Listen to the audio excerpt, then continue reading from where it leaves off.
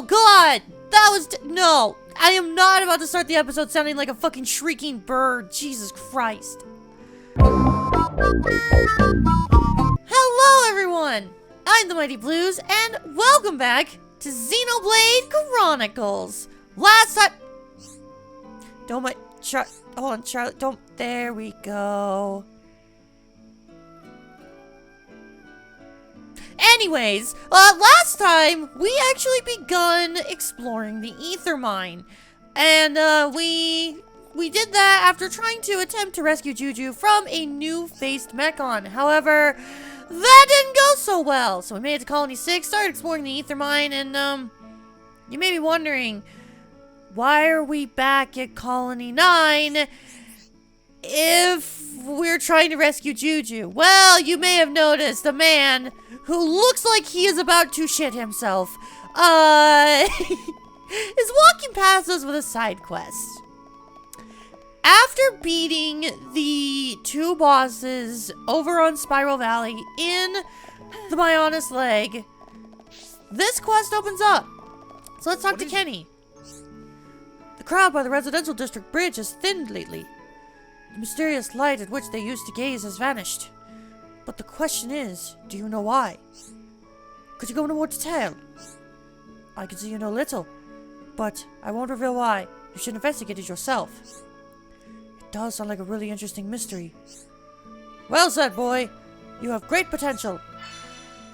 The mysterious light that appeared in the lake after the attack has disappeared at the residence, and the residents miss it. Discover the mystery behind this light. Alright. You have an ambitious spirit. It will serve you well. Report to me once you discover the truth of this little mystery. No problem. Leave it to me. Looks like we got a quest, which means we're gonna take care of it. Where do we need to go? Collect information from colony residents. I wonder if we have to do this at multiple times of the day. Because it looks like... Arna, I forget you're over here at night. Gathering information about the mysterious light I see. You only need to take one look at, and the answer should be obvious.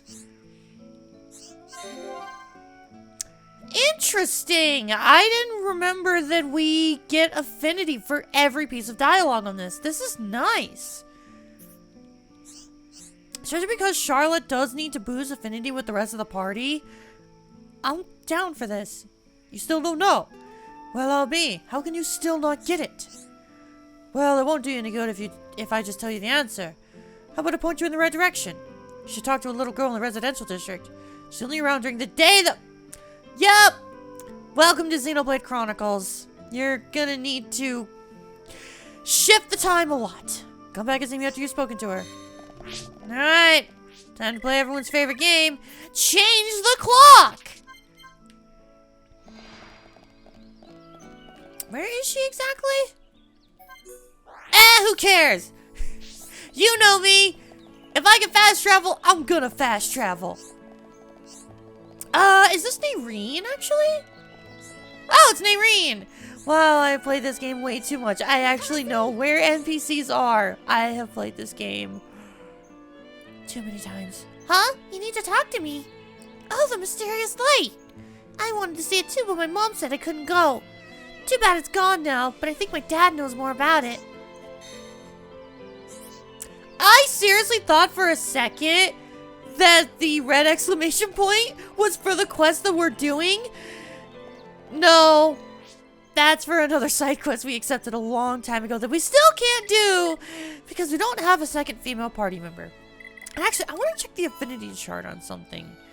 This is more so just for me because Nairine voiced talking up to her dad. Oh, it doesn't show. Because that made me think Arnott and Nairine are family. It doesn't show a connection. Interesting. I don't know if I've actually talked about that during this playthrough. I feel like I have, but again, this LP is long, so I may be repeating information as time goes on. If you go to your affinity chart, you can actually see the affinity change amongst the civilians in the areas that you visit. It's not just to see what your reputation is in order to accept quests. You can actually see the relationships of the civilians and see it changed, which it will change in real time. That's why I mentioned it's important to revisit areas and re-talk to NPCs, because time changes, people change, and you can see those relationships change as well. You spoke to her then. So what's the difference between now and when you spoke to her? Well, the street lights are on? Exactly. It was an ether lamp. During the attack, some massive debris fell onto Central Plaza. It was blocking the way, so we pushed it into the water. And as you now realize, there was an ether lamp on the debris. But the ether must have run out, causing the light to fade. That's all I know. What you do with this information is up to you. For those of you who may be wondering why I had that cut in between the dialogue, I actually realized I forgot to check some information pertaining to this quest prior to accepting it. And while we are heading over to where I want to go next, because yes, we could finish this quest by talking to Kenny and getting a reward, I don't want to do that just yet, because I failed to bring up that this side quest actually has branching paths. What we just did is, by talking to Arnott, we have completed the A route, which is actually the route that I wanted to do. Yes, I unintentionally did the route that I wanted to do. However, the B route is a little bit different. Granted, the quest is basically the same, you just talk to different NPCs. For talking to Arnott, we start the A route. However, during the daytime, if you talk to Susanna, this will give you the B route. And it's important to know these routes because that changes what your reward will be, which I will get into that once we complete the quest. What is it? So you think it was a broken ether lamp? Well, you are correct. You have solved the mystery. Take this prize in recognition of your excellent detective skills. Alright, for that we have completed the A route, and our reward is a weapon for Rhine called the Bloody Roar. The mysterious light was in fact an ether lamp tangled up in some fallen debris. The way the quest would have worked is if you would have talked to Susanna first. She then would have had you talk to Francois and then Dionysus. Your reward for doing the B quest is an Art Stealth 2 gem. And you're probably realizing why I chose the A route. Because it's a new weapon for Rhine. Granted, this weapon in terms of stats isn't really great, but I want to show it off because it gives us an HP Steel 3 gem. 12% probability that an auto attack will recover 50 HP. Also, you know, Bloody Roar. Totally not wishing this weapon was named after a fighting game. Bloody Roar is a pretty fun game. Just saying. Before we head on back to the Ether Mine, you may notice that Kenny has another quest for us. We're not going to be doing it right now as it requires a party member that we do not have for unique dialogue. So, as much as I don't want to say it, we need to head back to the Ether Mine to continue rescuing Juju. I want you to know how upset that makes me. I want you all to know, because I don't want to rescue Juju. I don't want to go to the Ether Mine. I want to rant a little bit about this area. It's not that this area is bad. The Ether Mine isn't a bad area. It's just tedious and kind of boring. I mean, look at this. Yeah, this looks cool, but this is all you're going to be seeing. It's just a straight descent down. And we're going to be finding nothing but Mechon. Meaning, you're almost forced to play as Shulk. like, almost forced to play as Shulk. Because, hey, Monado Enchant. It allows our party to actually fight the enemy. It's definitely a negative. I'm just gonna say it now. This is my least favorite area in the game. Easily my least favorite area in the game. And these are the reasons why. I would tolerate this area more if there was more enemy variety. But there is... Really, Ryan? Really, Ryan? No, Ryan, you know what? I'm gonna go on a tangent here. Ryan, what were you thinking? You literally used your most powerful physical attack on an enemy that you can only attack after I've used Monado Enchant. No, Ryan, I don't like that. In fact, I'm actually kind of annoyed at you. Why would you... Ryan's AI is typically really good, but man, sometimes it's stupid. Okay, Ryan, could you take my aggro?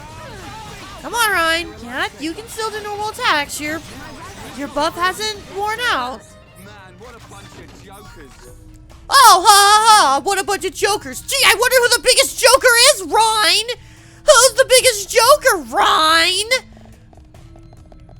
Yeah, that's right. I thought so, Ryan. I thought so. One plus I will give this area, though. There are a lot of ether deposits. So if you're someone who's been looking to do some gem crafting, you're definitely going to get some good materials here. However, I don't know if we're going to be taking advantage of that, but we'll see. Oh god, what do I want to do? Charla, once again, I never know what to do with you in a chain attack.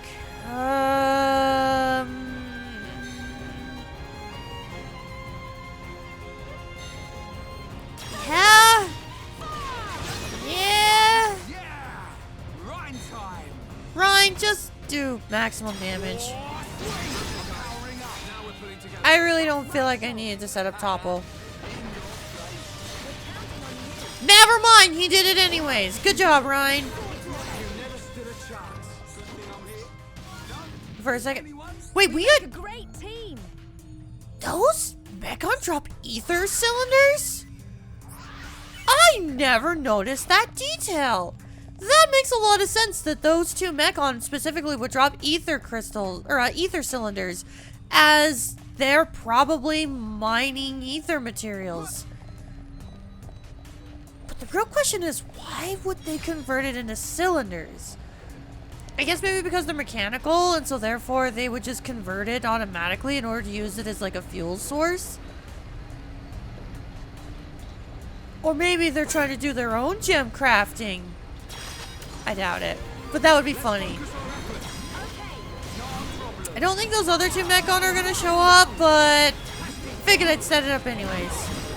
No, we're not doing a lot of damage against you. That's worrying. Uh-oh, speaking of worrying. Oh, good, I didn't draw the aggro.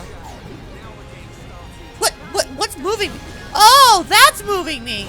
I was wondering what was wrong with the camera. And you also have an ether cylinder. Interesting.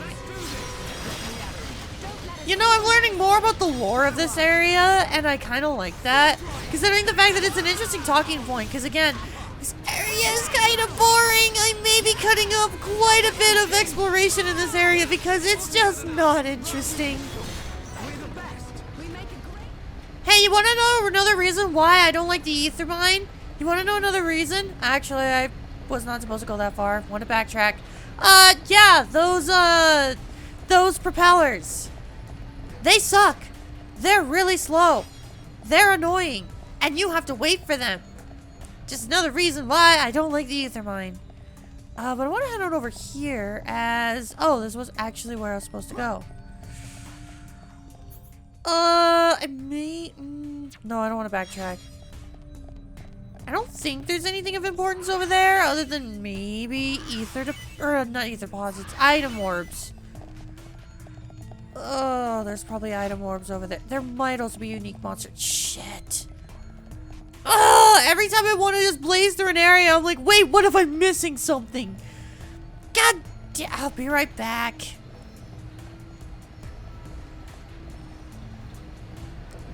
Fucking ether mine. God! And all of this just to rescue Juju. A character I have to go through an area I don't like in order to deal with a character I don't like. God, I promise I love this game. This is the part of the Let's Play where everyone realizes, does Luz actually hate this game? What? Why would she Let's Play a game she doesn't like? Does she secretly hate Xenoblade? Yeah, I totally hate Xenoblade. I need to come clean. I secretly hate Xenoblade Chronicles purely because of the ether mine. Nah, this is definitely the weakest part of the game for me, honestly. But I actually do have an interesting story that I want to share pertaining to the ether mine. I won't share it just yet, but this area has an interesting history with me, and I will share it at a later point because we get a vision. This is the third love crane. It should make Peppa happy. Why are there cranes in the mine? And I just now realized that has a double meaning. Crane could be bird. I interpreted bird. But crane could also be like the construction equipment. Which would make sense as to why a crane would be in the ether mine. I just don't realize how stupid that question was. Alright, cool. Well, you know what? I'm actually glad that I went back over there because, hey! Something we needed. Actually... Wait, hold on. Hold on. Oh, Love Crane isn't an animal! Charlotte named this as she saw it. Golden color and moves prettily. So it really is. It's the equipment crane, not a bird. Interesting.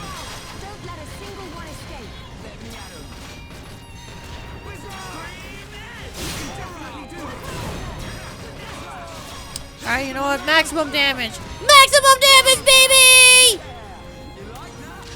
Okay, that was actually worth it. That was actually worth it. I probably don't... I didn't even get to finish my sentence there. I was about to make the joke being like, I don't think I need to lock onto a specific enemy, but I'll do it anyways. And then Ryan just fucking annihilates him. You know what, fuck it. I want to see this. Oh shit, we're continuing! Oh fuck yeah! How much damage? Really? That's it? That's it! I was expecting more from you, Ryan.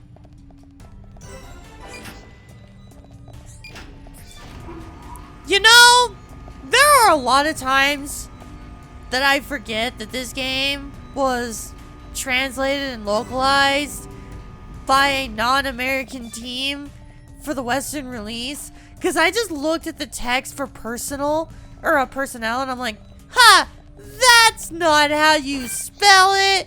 And then I realized, hey, that's a different... Personal and personnel are different words, so they're spelled differently. But also, I want to remind everyone about a certain quest that we did a while ago, named A Dash of Color. Y'all pay attention to how color was spelled? I had a U, which is not how it is spelled in Western countries. I'd just like to point that out. You may also notice, which at this point Xenoblade kind of is just known for this. It's known for having a more British voice cast. You're connecting all the dots. You're connecting all the dots, right? And I'm not saying it is a bad thing. I actually really like the voice acting in the Xenoblade games. I really do. Adam Howden, the voice of Shulk, is one of my favorite just voice actors ever. And actually, it's interesting that they chose to go with a really? You? Really? Your detection was that? Okay, whatever, sure, that's fine. Don't worry about it. It's actually interesting that Monolith and Nintendo decided to go for a British voice cast. As I'm gonna correct myself in editing if this is wrong, but I'm fairly certain they did it because it was cheaper. Nintendo really didn't have much faith in this game and pretty much only localized it because fans demanded it. And yeah, of course, this was one of the few times Nintendo actually listened. And so they went for a cheaper voice and localization team. And honestly, it worked for the better. It kind of gave Xenoblade its own unique identity, and they expanded upon it in later games. Like how in Xenoblade 2, different races and different countries have different dialects. It's really interesting. And I know a lot of people kind of rag on it nowadays and make fun of it, but I still think it has a charm to it. Oh, what are you doing? Oh god, you're summoning that other guy! Oh, that's not good! Oh, that might actually be bad. I just know. Oh no! Okay, we might be boned. We might. You know what? Nah, we're good. We're good. We're fine. I'm not worried. What I am worried about is Ryan getting hurt, so damage immunity. Charlotte, when you're around, I fight. Thanks, Ryan. We'll keep Charlotte around a lot more. You know, it's funny. I want to give a shout out to a specific Let's Play that I remember watching of this game during the production of this LP. And specifically, that's Proton John's. He did a stream playthrough of this game for a charity incentive. And what's interesting is, I remember he actually ragged a lot on the fact that the dialogue for the characters will get cut off if you go through attacks too quickly. And he voiced that as like a negative. I guess you can see it as a negative, but I see it as nothing but a positive, because I just think it's funny. It's just hilarious. Just hearing how the character's dialogue can get cut off, especially when you've heard the dialogue so many times. It's one of those things where you're just like, hearing just that slight twist to it. It's really fun. Like, wasn't there, I believe there was one episode earlier in this playthrough where Ryan got cut off where he's like, or no, it was Charlotte. Charlotte got cut off when she's like, Ryan, don't jump. When the whole line's supposed to be, don't jump the gun now. Stuff like that I just think is really, oddly enough, endearing. I don't know if I'm just crazy. I probably am. I'm probably just crazy. But I find it endearing. So it's interesting to hear that as a negative. You'll probably hear me talking about John's playthrough a lot as time goes on. As, hey, I'm a big fan of Proton John, so, you know, of course, I've watched his Let's Play. And it is fresh in my mind. But there are a lot of things that I love about this game, and his opinions on his playthrough, his opinions were so different that I really want to shed light on them. Because I'm sure there are at least some fans of this game, specifically people who are probably more so fans of Xenoblade 2 than Xenoblade 1.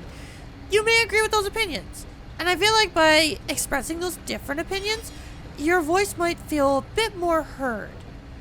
As, if there's one thing I know about the Xenoblade fandom, there are a lot of varying opinions on this series, and it has caused a very toxic community. So I want to try to voice as many opinions as possible and kind of just talk about my viewpoints on them all, because Xenoblade really is important to me. And I want to make sure people feel like their voice might be a bit more heard. And I also encourage people to shout things out in the comments. Talk about your opinions on this game. I want to hear how other people view a game that I love so much. Xenoblade 1, for the longest time, was my favorite game of all time. It wasn't until Xenoblade 3 came out that this game was dethroned and became my second favorite game of all time. Yes, I'm shallow. My 2 favorite games ever are Xenoblade. Both are Xenoblade. Don't at me. Make it a... Oh, I had a feeling you were gonna try to fight me! Anyways. Now that we made it back over here, not only do we get a new fast travel point, but we also get something that I shouldn't have done! Oh, hey, I'm fine. Don't give up. Am I actually fine? Oh, hey, I'm fine. Look at that. Yeah, we now get new elevator lifts. And, one thing that I did want to mention, definitely gonna have to mention it now because my... Why? Like, actually, why? But anyways, I wanted to mention that those elevators do cause fall damage, so be careful. I have actually died from trying to jump down the elevator, and I didn't make it in time. I've actually done that. Ryan, where are you? Why are you over there? Why are you locked onto the... Ryan, your AI is just on point today.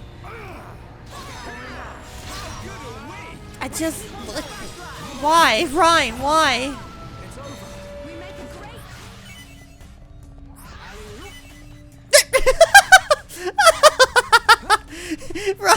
Ryan just got really excited about that ether crystal. He just really wanted to get those crystals. He just had to let us know by giving us a good old alley-oop. God, is that out of nowhere? Alley-oop? Oh, Ryan. You're a gem. Cheers, you're a gem.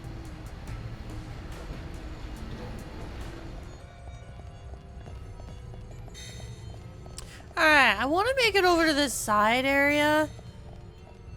As, I feel like you could easily miss this spot. But also not really, because right before we get over here, you cross that big bridge and you can see the glowing of this crystal. But I also wouldn't blame you if you decided to not go after this deposit, because that would require you to go off the beaten path. But I would also want to recommend one other thing. If you are someone like me and you tend to be very impatient, you may want to just jump off that cliff instead of climbing down the vines. I'd recommend not doing that as a, you know, very, very small clearing. Oh god, choke. Very small clearing, meaning you will probably die if you do that. And I'm totally not speaking from experience, but no, I totally haven't just jumped off and died because I jumped. Hey, look, something to fight! I don't want anyone dying now. Oh wow, we actually made quite a bit more progress than I figured we did. Huh! I didn't realize just how much progress we made in the ether mine. Damn! Because if you look down there, that's actually where we need to go. I'd say we're, what, halfway done? That's kind of awesome. I think we're going to end off this episode by adding our new item to the Collectopedia, giving ourselves a back attack +2? Oh, I know exactly who that's going on. But we're going to do that next time. Thank you all so much for watching, and next time on Xenoblade Chronicles, we're going to continue exploring the ether mine. And this time, there won't be any distractions. I promise. We're actually going to rescue Juju. Well, that'll be fine. See you guys then. Goodbye.